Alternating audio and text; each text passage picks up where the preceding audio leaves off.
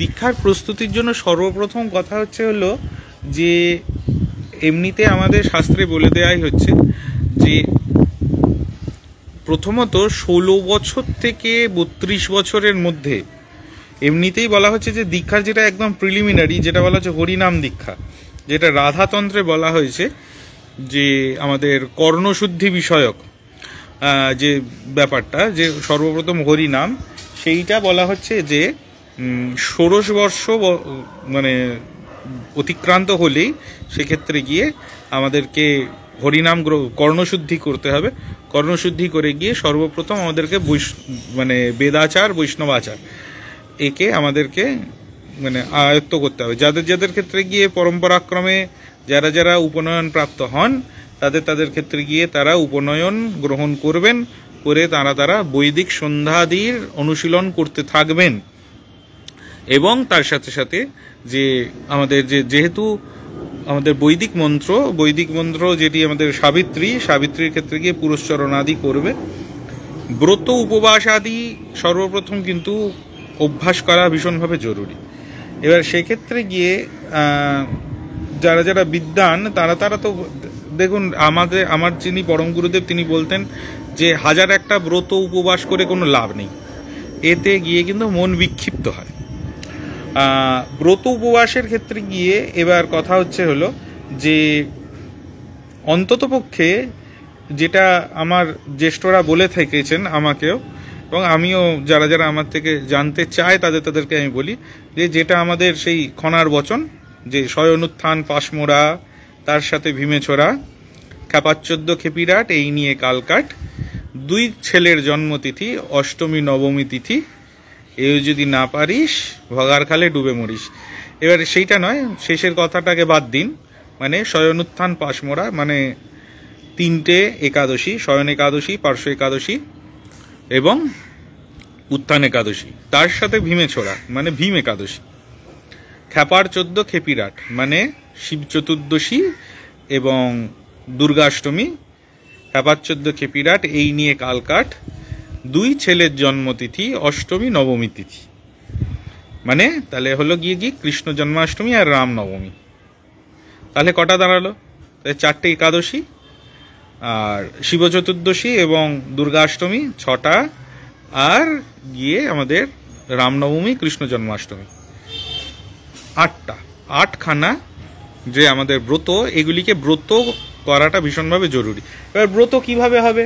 ব্রত বলতে তো আমরা তো সেদিনকে মানে কি ব্রতের দিন বরঞ্চ আমরা বেশি খাওয়া দাওয়ায় আমরা ব্যস্ত হয়ে যাই না।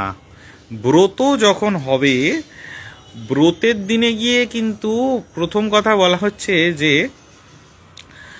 নির্জলা হওয়াটা সর্বপ্রথম মানে কল্প, যদি সম্ভব হলো না তা সেক্ষেত্রে গিয়ে জল যদি সম্ভব হলো না শুধু, তাহলে হলো গিয়ে দুধ জল, যদি তাও সম্ভব হলো না সেক্ষেত্রে গিয়ে ফল দুধ জল, যদি সেটাও হলো না সেক্ষেত্রে গিয়ে যে এই ফলের পরে আর কিছু সেরকম নেই, সেক্ষেত্রে আমাদের ফলের ক্ষেত্রে গিয়ে যেরকম আমাদের শামা দানা চলতে পারে, শামা চলে, বাদাম টাদাম কিছু কিছু পঞ্চশস্য এই দিনগুলোতে কিন্তু বাদ যাবে। লুচি টুচি হ্যান ত্যান আমরা খাই, এটা কিন্তু চলে না, একদমই চলে না কিন্তু ব্রতে। লুচি তো একেবারেই চলে না, কারণ লুচি পঞ্চশস্যের ভেতরে গিয়ে পড়ে গেল। হ্যাঁ, তো সেক্ষেত্রে গিয়ে এইটাকে মাথায় রাখতে হবে। এবং ব্রত দিবসে গিয়ে ব্রতের সংকল্পপূর্বক ব্রত ধারণ এবং ব্রতান্তে গিয়ে পারায়ণ, এটি করাটা ভীষণভাবে জরুরি। হ্যাঁ, তো এই হলো গিয়ে কথা ব্রত। আচ্ছা, তারপরেতে দান। এমনিতে আমাদের দীক্ষার ক্ষেত্রে গিয়ে বলা হচ্ছে যে আমাদের বেশ কয়েকটি অবস্থা আছে। অবস্থা কি কি না, কুটিচক, বহুদক, হংস, পরমহংস, নির্ধূত, অবধূত। কুটিচক হলো সর্বপ্রথম অবস্থা আমাদের। কুটিচক মানে হলো সে তখন গৃহে অবস্থান করবে, গৃহে অবস্থান করে মাতা পিতার সেবা করবে, মাতা পিতার সেবার সাথে সাথে যেটা গৃহস্থ ধর্ম পালন করবে। গৃহস্থ ধর্ম পালন করার সাথে সাথে তার যেগুলি মানে কি কর্তব্য সংসার বিষয়ে সেগুলিকে সে নির্বাহ করবে। এরপরে আসবে হচ্ছে হলো কি বহুদক। বহুদক কি? বহুদক হচ্ছে হলো মাঝে মাঝে তিনি তীর্থ পর্যটন আদি করবেন, সাধু সঙ্গ করবেন। এই হচ্ছে হলো কি কি কুটিচকের থেকে বহুদকের পার্থক্য দাঁড়ালো। আচ্ছা, তারপরে আসবে হচ্ছে হলো কি হংস। হংস এখান থেকে গিয়ে আমাদের যেটা মানে ফুল ফ্লেজেড সাধন যেটাকে বলছি আমরা বুঝি যেটা, এর আগেও কিন্তু এগুলো কিন্তু সাধন। কারণ আমাদের যে সাধনের ক্ষেত্রে গিয়ে চারটি আমাদের যে পুরুষার্থ চতুষ্টয়, সেগুলো কি কি না ধর্ম, অর্থ, কাম ও মোক্ষ। ঠিক আছে, এবার ধর্ম মানে কি? ধর্ম মানে কি শুধু ঠাকুর ঘরে গিয়ে বসে থাকা না, সংসারের প্রতি যেগুলি যেগুলি আমাদের কর্তব্য সেগুলি হচ্ছে ধর্ম। অর্থ মানে হচ্ছে কি যে উপার্জন করতে হবে, উপার্জন ব্যতি রেখে পেট চলবে না, এই কারণে বলা হলো কি অর্থ। অর্থের পরে হচ্ছে হলো কাম। কাম কি না? কাম হচ্ছে হলো যে আমাদের যে কামনার ক্ষেত্রে গিয়ে যে এবার কোনটা এবার আমাদের প্রয়োজন, ঈশ্বরের পথকে প্রয়োজন না ভোগকে প্রয়োজন। এরপরে গিয়ে এই তিনটে হচ্ছে হলো কার্যের পরে আসছে হলো কারণ। মানে কি কারণে এগুলো করছি না মোক্ষের কারণে। অনেকে গিয়ে মোক্ষের জায়গা থেকে সরে যান। ঠিক আছে, এই হচ্ছে হলো গিয়ে ব্যাপার। তো হংস এইখানে গিয়ে শুরু হলো গিয়ে কি তখন গুরুকরণ আদি হবে, তখন গিয়ে সে তখন সাধন শুরু করবে। সাধনের ক্ষেত্রে তখন সাধন ক্ষেত্রে যখন পৌঁছবে তখন সার অসার সমস্তটা সে তখন বিচার করতে শিখবে। শিখে তখন সে হবে তখন পরমহংস। পরমহংসের পরে গিয়ে সে হবে হচ্ছে নৈষ্কর্ম। নৈষ্কর্ম মানে নির্ধূত। নৈষ্কর্ম তার মানে নৈষ্কর্ম মানে কি কর্ম করবে সবকিছুই, কিন্তু তার কোনো ফলাকাঙ্ক্ষা থাকবে না। আর শেষে গিয়ে হবে হচ্ছে কি অবধূত, মানে তার কৃপাতেই সমস্ত কিছু তার কাজ হবে। তার কৃপায় সে জগৎকে এতক্ষণ ধরে সে কৃপা প্রাপ্ত ছিল, এরপরে সে গিয়ে কৃপা করবে।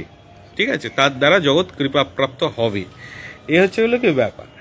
এই হলো গিয়ে আমাদের যে দীক্ষার প্রস্তুতির ক্ষেত্রে গিয়ে সর্বপ্রথম এই ব্রত উপবাস আদি এগুলি করতে হবে, ধর্মশাস্ত্র আদি অধ্যয়ন করতে হবে। তারপরেতে আমাদের সংসার ধর্ম সেগুলিকে নির্বাহ করতে হবে। মাতা পিতা যাদের ক্ষেত্রে গিয়ে আমাদের মানে গৃহস্থ জীবনে যারা গার্হস্থ্য জীবনে প্রবেশ করে গেছেন, সেক্ষেত্রে গিয়ে মানে সংসার, তাদের ক্ষেত্রে গিয়ে পরিবার, তাদেরকে মানে প্রতি দায়িত্ব নির্বাহ করতে হবে। মোদ্দা কথা হচ্ছে হলো কি যেগুলি আমাদের জন্য কাজ দিয়ে দেয়া হয়েছে আগে থেকে, সেইগুলি কিন্তু আমাদেরকে সর্বপ্রথম কর্ম করতে গিয়েই কিন্তু চিত্ত শুদ্ধ হয়, এবং তার সাথে সাথে গিয়ে তবে গিয়ে আমাদের সাধন পথের মানে যে ভোগ যতক্ষণ না শেষ হয় ততক্ষণ ত্যাগ শুরু হয় না, মোক্ষের পথে উন্নয়ন হয় না। তো সবার আগে গিয়ে কাজকে কখনো ফেলে রাখতে নেই। সেই কারণেতে আমাদের হিন্দিতে বলে না কাল করে সো আজ করে তো আভি।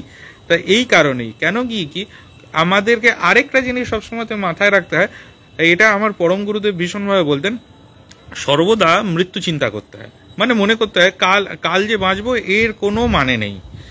সেই কারণেতে কাজকে কখনো ফেলে রাখতে নেই। কাজের ক্ষেত্রে গিয়ে এরকম কাজ যদি পড়ে রইল, এই কাজই কিন্তু আর একটা জন্ম কিন্তু বাড়িয়েও দিতে পারে।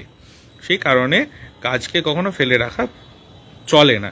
এইগুলোকে মোটামুটি বলতে পারি আমি দীক্ষার প্রস্তুতি। এছাড়া তো আরও আছে কথা।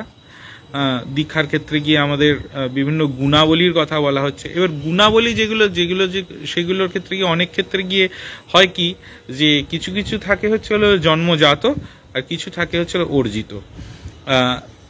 অর্জন সব কিছুই করা সম্ভব বটে, সেই কারণেতে সেগুলিকে অভ্যাস, সবসময় তো অভ্যাসটা জন্মজাত যে আমাদের যে শিক্ষা সেগুলিও কিন্তু অনভ্যাসে কিন্তু নষ্ট হয়ে যেতে পারে। তো সেই কারণে এগুলি প্রয়োজন।